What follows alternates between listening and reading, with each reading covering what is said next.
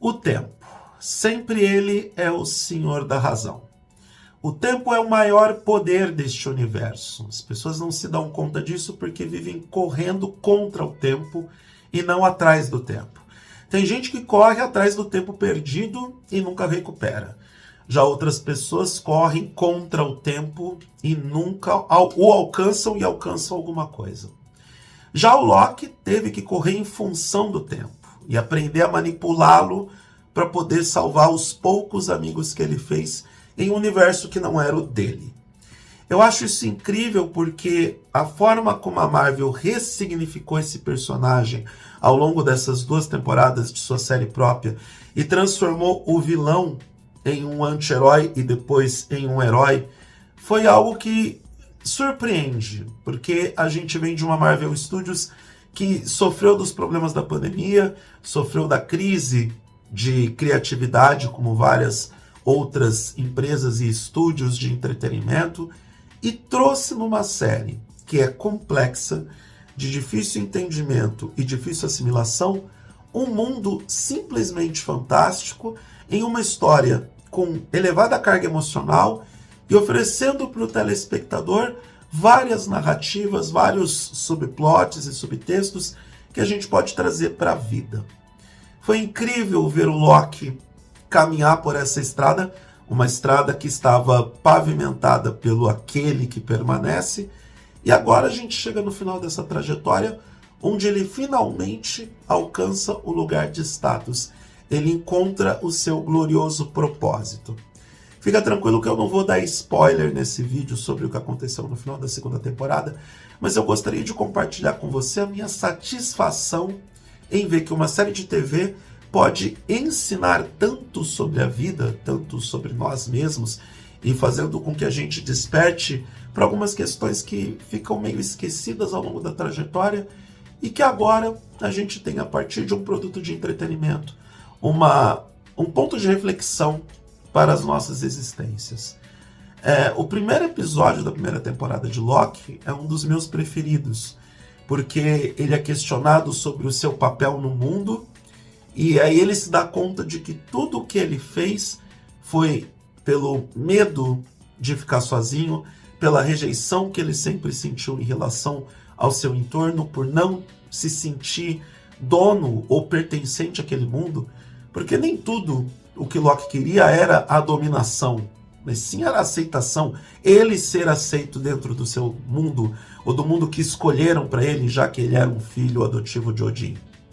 Então a gente vê a trajetória desse personagem evoluir e se expandir, não só pelos aspectos morais, mas também pelas reflexões da própria existência dele e do significado das pessoas ao redor dele. É claro que Loki só podia se apaixonar por ele mesmo, mais narcisista do que ele não existia na MCU. Então foi se amando que ele aprendeu a amar as outras pessoas. Foi correndo o risco de perder a si mesmo neste amor pela Sylvie que ele se deu conta de que ele poderia ir além de ser o deus da mentira, do manipulador, onde Loki fez tudo o que fez, ameaçando diversos planetas apenas pelo medo de não ficar sozinho. A constatação dessa realidade dele é algo doloroso, ou o processo dele para constatar que era assim mesmo a sua existência foi um processo doloroso. Voltar para o passado, voltar para experiências que foram negativas é sempre algo muito ruim para qualquer um de nós. E deuses também têm sentimentos, como nós testemunhamos agora com essa série Loki. Então a gente para pensar nas nossas existências, nas nossas realidades, e como a gente pode se encaixar dentro de uma produção de entretenimento e principalmente o que a gente pode aprender com ela. Para falar a verdade, Loki lá no começo também mostrou que o maior poder era o tempo e não as joias. E isso não invalida a jornada de Thanos, não invalida a saga do infinito de forma alguma. Pelo contrário, é uma evolução disso. O poder foi materializado através de joias em uma primeira saga. E agora, com o multiverso, a gente tem esse poder transformado por uma linha do tempo. A gente sabe muito bem que agora vem uma batalha multiversal. Não há como mudar isso. O que podemos garantir agora é que pelo menos as vidas, as diferentes versões, o que esse multiverso como um todo, ele vai ser minimamente protegido. Não, eu não estou contando spoiler de Loki, nem do final da série. Se você ainda não conferiu no Disney Plus, vá e assista. Você vai tirar ótimas impressões dessa produção. Mas o mais importante aqui, pelo menos para mim, é fazer essas reflexões sobre pertencimento, livre-arbítrio, até mesmo a ideia do Ouroboros, da cobra que come o próprio rabo, como isso é importante. O símbolo do infinito, mostrando que tudo é ciclo e que às vezes não tem fim. As coisas não terminam, elas se transformam, e isso também é a ação do tempo. É muito importante que diferentes gerações assistam a Loki, não apenas como uma produção televisiva impecável, que particularmente eu espero que seja indicado a Globo de Ouro, a Emmys, tão logo seja possível. Porém, a gente tem que ver essa série também como aquela ferramenta onde podemos fazer reflexões sobre nós mesmos. De tempos em tempos nós precisamos usar o entretenimento para que possamos encontrar alguns pontos de conexão entre ficção e realidade e com isso evoluir. Nesse aspecto, Loki faz um trabalho impecável.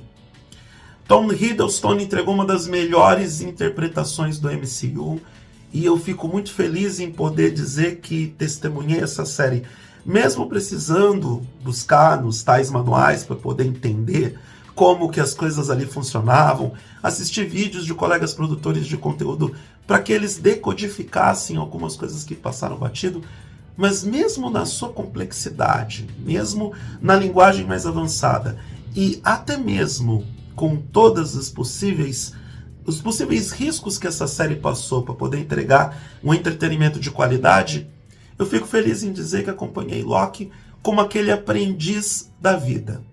A gente volta para os tempos de escola, a gente volta para os tempos de faculdade e percebe que ainda é possível aprender com o entretenimento e aprender com coisas edificantes, aprender com lições que podem fazer com que a gente olhe para diferentes horizontes, diferentes perspectivas e, com alguma sorte, promover uma reciclagem interna. E eu estou terminando esse vídeo meio sério não porque eu estou rouco ou porque eu estou um pouco doente, mas porque Loki me impactou positivamente de uma forma que eu não esperava que acontecesse, e é por isso que eu estou aqui para gravar esse vídeo de cara limpa, mesmo não estando nas melhores condições. Lembre-se, crianças, não é só com Super Pop ou com Ilhados com a Sogra que a gente aprende sobre a vida. Aliás, assista Ilhados com a Sogra. É divertidíssimo, é um estudo sociológico e psicológico dos mais interessantes. Mas Loki é uma das melhores produções, se não a melhor produção do ano, pelo menos na televisão. É claro que no cinema nós temos outras pérolas positivas que vale a pena vocês ficarem de olho. Mas eu fico feliz em ter acompanhado essa jornada e ter aprendido um pouco com um Deus da mentira que finalmente encontrou seu glorioso propósito.